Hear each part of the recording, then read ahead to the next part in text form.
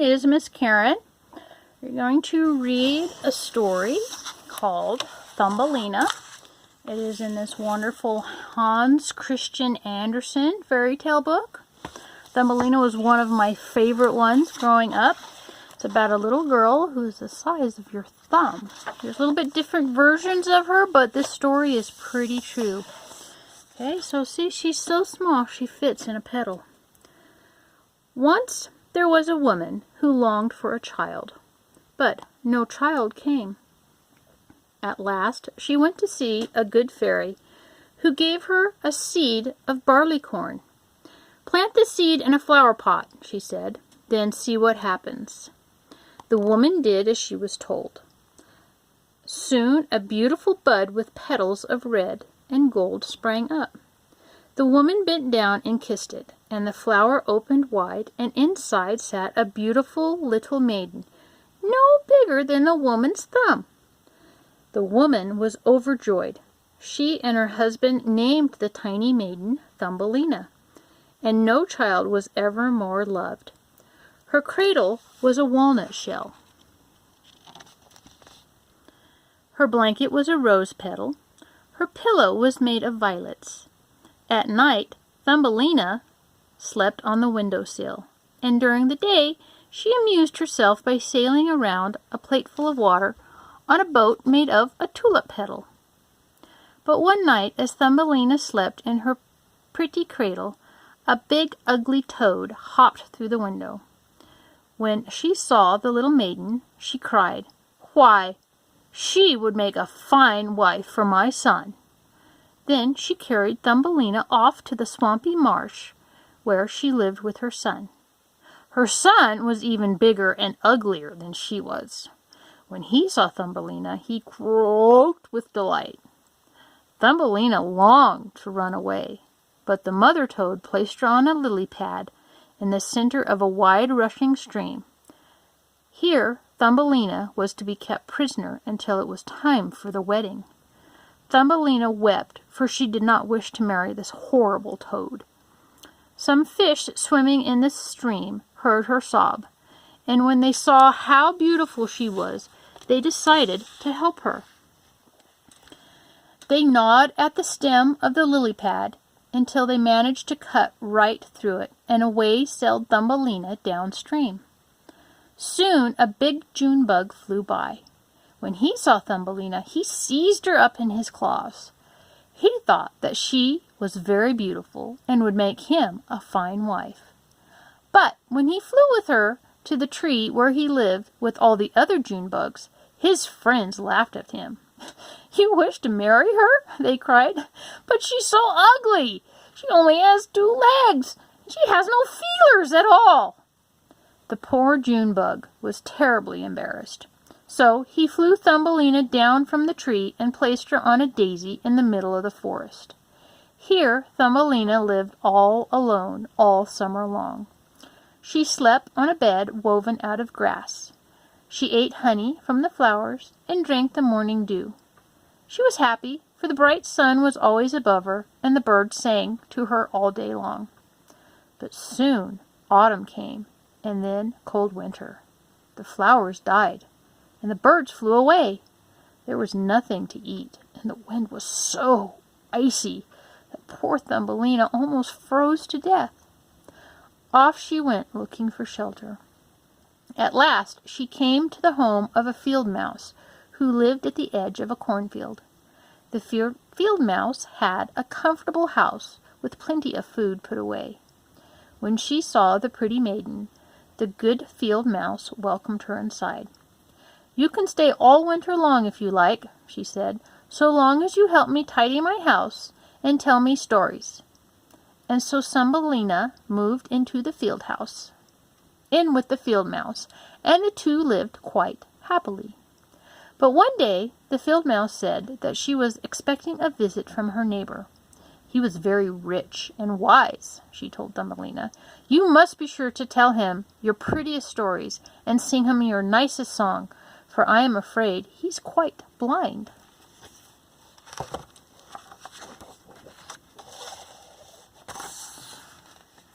The next day the neighbor came wearing his best black velvet coat. He may have been rich and wise, but Thumbelina did not like him. He was a mole. He lived in a tunnel deep under the ground and had nothing but bad things to say of the sun, the birds, and the flowers that Thumbelina so loved. Nevertheless, she sang to him. When the mole heard her voice, he fell in love with her. But he said nothing, for like most moles, he was very cautious. He merrily invited Thumbelina and the field mouse to come visit his home deep under the ground. But he said that he would lead them there himself, as there was a dead bird in the passageway, and he did not want them to be frightened. The mole lit a torch, and Thumbelina and the field mice followed him down the long, deep tunnel. When they came to where the dead bird lay, the mole accidentally pushed his nose through the wall of the tunnel, and the sunlight shone in. In the light, Thumbelina saw that the dead bird was a beautiful swallow.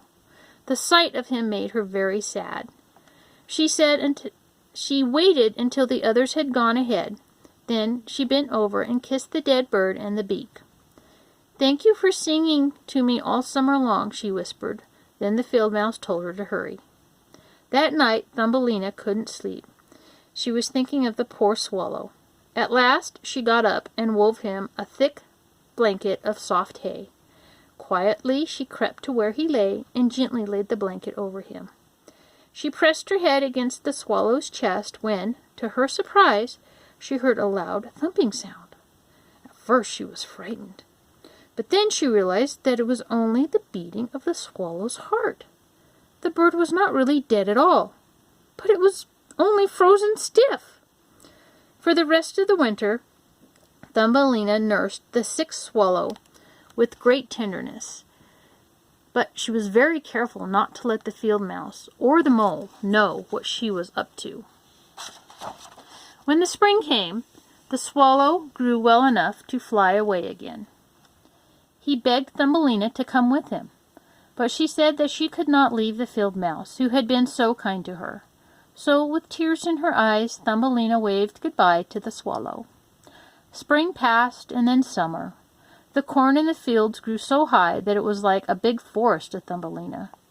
Sometimes, from the door of the field mouse's house, she stared out at the field and up at the beautiful sky. It made Thumbelina's heart ache, for the field mouse and the mole both hated the sun, and would not let her go outside.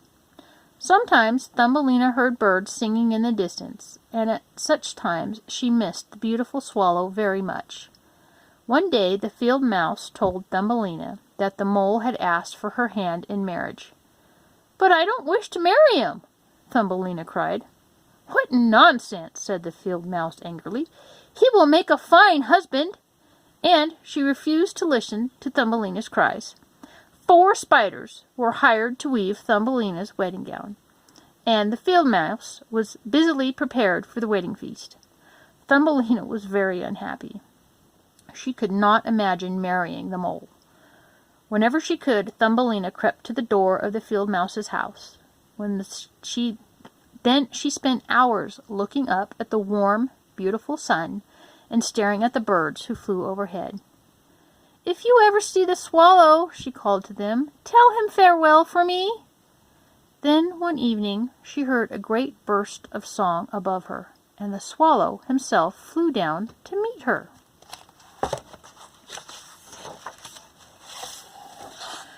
Thumbelina flung her arms around him and began to weep.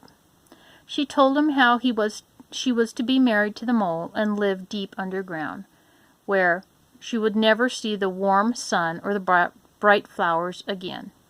"Come with me instead," said the swallow, who was flying south for the winter. "You saved my life when I lay in the mole's dark passage, and I have never forgotten it." And so Thumbelina climbed on the swallow's back, and away they went. They flew over the high mountains, fields of cornflowers, and deep green valleys that smelled of oranges. At last they came to a brilliant blue lake. Beside it stood a place of gleaming white marble, and the palace roof where many swallows nest. "This is my home," said the swallow. "You would not like it here, but I will place you in the palace gardens, and there you will find all that you need to make you happy." The swallow set Thumbelina down on a beautiful white flower. The flower opened, and in the center sat a little man, the same size as Thumbelina herself. On his head he wore a gold crown, and tiny wings fluttered from his shoulders. He was the angel of the flower, for a tiny spirit lives in every flower, and this little man was the king of them all. As soon as the little king saw Thumbelina, he fell in love with her and asked her to be his wife.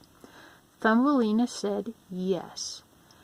At that, all the flowers in the garden opened, and each was one tiny man or woman. They flew over to Thumbelina, bearing gifts for their new queen. They gave her many wonderful presents, but best of all was a pair of tiny gossamer wings that let Thumbelina fly with them from flower to flower. Then the king announced that from that moment on she would be called Maya. When the swallows sang their wedding song, and it was the loveliest song you ever heard. It was happy and sad too, for the swallow was bidding farewell to his dear friend Thumbelina, and to the magic land of summer, where the sun never stops shining and the flowers are always in bloom.